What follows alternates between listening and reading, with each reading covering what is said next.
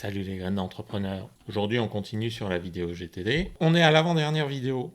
On clôture le livre aujourd'hui et on parlera la prochaine fois d'une mise en application pratique. GTD, c'est un livre qui propose une méthode en particulier d'organisation de son quotidien.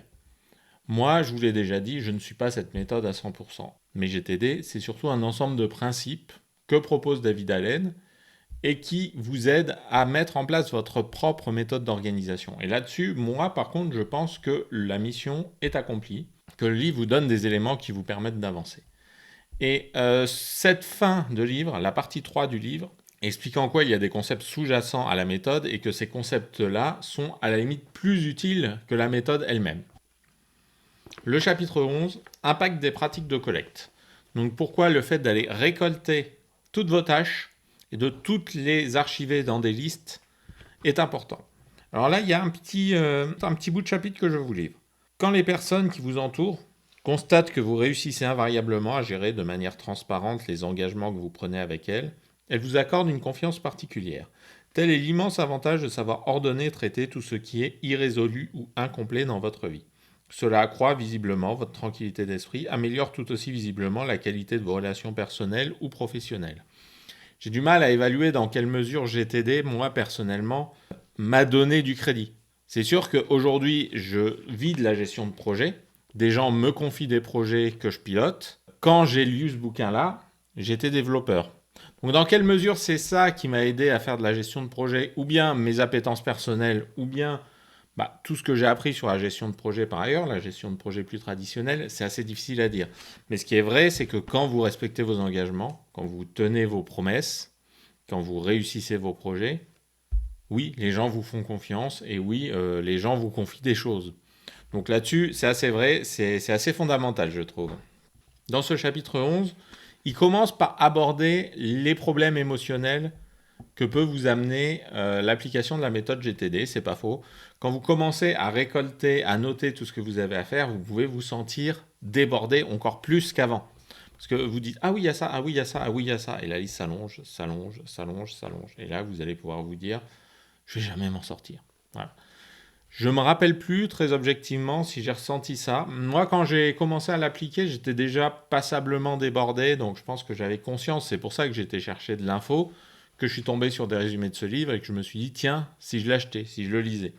Peut-être que si vous n'êtes pas encore débordé, que vous l'appliquez préventivement, vous allez avoir un coup de mou. Moi, je vous dis, continuez, persistez, parce que quand on a tout marqué, là, vraiment, la charge mentale, elle diminue. En tout cas, c'est ce qui m'est arrivé à moi. Pourquoi vous commencez à vous sentir mal quand vous allez appliquer la méthode? C'est parce que vous vous rendez compte que vous avez pris des engagements vis-à-vis des autres, mais surtout des engagements vis-à-vis de vous-même, quand bien même ils viennent de l'extérieur. Voilà, vous vous avez dit, oui, je vais m'occuper de ça. Oui, c'est moi qui m'occupe de ce projet. Oui, on me l'a confié, c'est important. Et vous vous rendez compte que tous ces engagements ne sont pas forcément tenables ou vous avez l'impression que vous n'allez pas réussir à les tenir. Et donc, votre panique, votre niveau de stress augmente. Très bien. Mais en même temps, votre charge mentale va commencer à diminuer. Et l'objectif, c'est qu'elle diminue complètement et aussi que votre stress diminue. Il détaille les 3 solutions pour un engagement quelconque. Soit vous acceptez cet engagement, soit vous le refusez, soit vous le renégociez. La méthode permet de faire tout ça. L'accepter, simplement, voilà, si vous êtes sûr que vous allez réussir à le tenir, votre méthode vous permet de vous assurer que vous l'oublierez pas, que vous êtes bien en train de le faire, que vous le faites bien au bon moment. Très bien. Vous pouvez refuser. Et refuser, c'est plus facile, c'est ce que je vous ai expliqué la dernière fois. Quand vous avez un inventaire complet de vos tâches, que vous êtes droit dans vos bottes et que vous savez que vous n'avez pas le temps. Vous savez que vous ne pouvez pas faire rentrer ça sans décaler autre chose. Et donc là, vous allez dire à la personne qui vous confie quelque chose ou à vous-même, non, on verra plus tard. Ou on fait pas. On fait pas. Non, on fait pas. Point. Et moi, aujourd'hui, ça m'arrive souvent de laisser tomber des projets, que ce soit les projets des autres ou les miens. Là, quelqu'un qui me dit, tiens, il faudrait faire ça, je lui dis, ok, mais moi, j'ai pas le temps. Et si vraiment, et là, on rentre dans la renégociation, si vraiment il y a quelque chose à faire, voilà, moi, je vous ai déjà parlé de comment éventuellement, parfois, je renégociais des choses avec des clients qui me confient trop de projets d'un coup, et donc je lui demande de les hiérarchiser. Mais il y a aussi la renégociation avec vous-même. Il donne l'exemple dans le livre, votre garage n'est pas rangé. Vous savez qu'il faut ranger le garage. Si vous savez que vous n'avez pas le temps, ben, vous mettez, voilà. Pour plus tard, rangez le garage. Et puis évitez de continuer à mettre du bordel dedans, par contre, hein, quand vous avez pris conscience de ça. Bon, bref. Donc voici, pour cette partie-là, pour ce chapitre 11, un petit peu le résumé.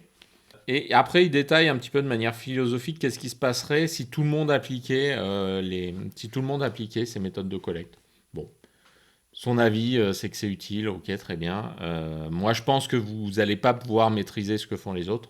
Mais oui, au quotidien, je propose aux membres des équipes projet des petites astuces, dont certaines viennent de GTD. Et puis souvent, je mets en place des tableaux sur Trello pour gérer les projets. Donc, ils voient bien l'histoire des premières actions, ils voient bien des choses comme ça, sans forcément que j'ai besoin de leur expliquer la méthode. Ça me paraît un peu illusoire de croire qu'on va changer le monde parce que tout le monde va appliquer la méthode GTD. Par contre, vous pouvez déjà changer votre vie, lâcher du lest, être mieux organisé, et ça, c'est déjà suffisant. Pensez à amélioration continue. Chapitre 12, l'impact de la décision sur la première action. Donc, en quoi les premières actions, ça vous aide? Et là, c'est pareil. Alors, il y a tout un tas de pages où il vous explique comment il en est arrivé là, voilà, que d'autres consultants ont donné ça, qu'il a expérimenté, etc. Très bien, ça ne m'intéresse pas beaucoup. Moi, je pense effectivement que le principe des premières actions, ça vous permet de bien clarifier ce que vous avez à faire. Surtout, de beaucoup vous aider à faire les choses au bon moment. De ne pas vous concentrer sur quelque chose que vous n'allez pas faire sur le moment. Il donne l'exemple de quelqu'un qui doit changer les pneus de sa voiture, mais il ne sait pas trop ce qu'il faut, comment faire, combien ça coûte, etc. Donc pour lui, sa première action, c'est d'appeler le magasin avant de se déplacer, d'y aller, etc. Quand tu n'as pas touché du doigt que ta première action, c'est de passer un coup de fil, tu vas rien faire. Quand tu as touché du doigt que ta première action, c'est de passer un coup de fil, tu vas te mettre dans un contexte, à un moment où tu es en condition pour passer des coups de fil personnels et tu vas le faire. Et puis voilà. Ça te permet d'optimiser ta productivité parce que tu te concentres sur les choses que tu peux faire à un moment donné, parce que tu as l'énergie de le faire, parce que tu es dans les bonnes conditions, parce que tu as le bon matériel, etc. Et non pas de penser à 50 choses à la fois. Il y a encore un peu de philosophie dans ce chapitre 12. Bon, pour moi, c'est pas forcément très intéressant. Voilà, en quoi le principe des premières actions va changer le monde. Je caricature. Bon, voilà, changez votre vie, c'est déjà pas mal. Chapitre 13, la focalisation sur le résultat. Ça, c'est aussi quelque chose que je trouve assez intéressant. Dans une organisation traditionnelle, les gens vont souvent faire des choses un peu par routine, par conformisme, ou parce que ça paraît utile, mais sans avoir vraiment analysé leur impact. Se focaliser sur le résultat, ça permet d'aller au bout des choses. Des réunions qui peut-être ne servent pas, mais qu'on continue de faire. Des documents qu'on remplit et que peut-être on n'a pas besoin de remplir, etc., etc. Et aussi des pratiques en termes de réalisation de projets. Moi, j'ai eu des exemples personnels là-dessus dans la gestion administrative des projets. Des gens qui remplissaient des documents, qui passaient beaucoup de temps à faire des suivis, etc., sans forcément se rappeler de pourquoi ils faisaient ces suivis-là. On leur demandait, ils trouvaient peut-être des excuses, bref, on arrivait à trouver des solutions alternatives, typiquement mettre en place un Toggle au lieu de faire des fiches de temps, d'avoir quelqu'un qui va voir tout le monde pour leur demander le temps qui passe sur tel ou tel projet, etc., a posteriori, alors que les gens s'en rappellent plus, enfin bref. Des fois, il y a des choses toutes simples en se disant, ben voilà, quels sont les objectifs de telle pratique, et bien on va pouvoir les remettre en cause. Et dans les projets, c'est pareil. Donc la focalisation sur le résultat, je pense que c'est super important. Et encore une fois, il parle un petit peu de pourquoi ça pourrait changer le monde en caricaturant que tout le monde fasse ça. Oui, c'est très bien, mais changez-vous déjà vous-même.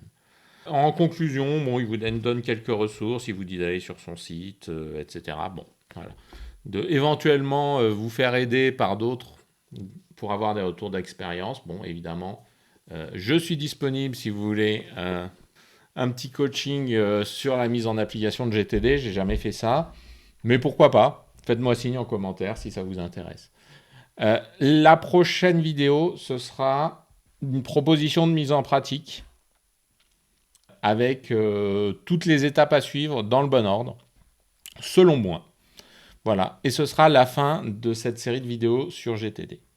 Si ce que je vous ai dit vous a intéressé, vous pouvez mettre un petit commentaire, dites merci, coucou, quelque chose, mettez un petit pouce bleu. Si vous pensez que des vidéos comme ça vous intéresseront à l'avenir, abonnez-vous, et sinon il ne me reste plus qu'à vous souhaiter une bonne journée.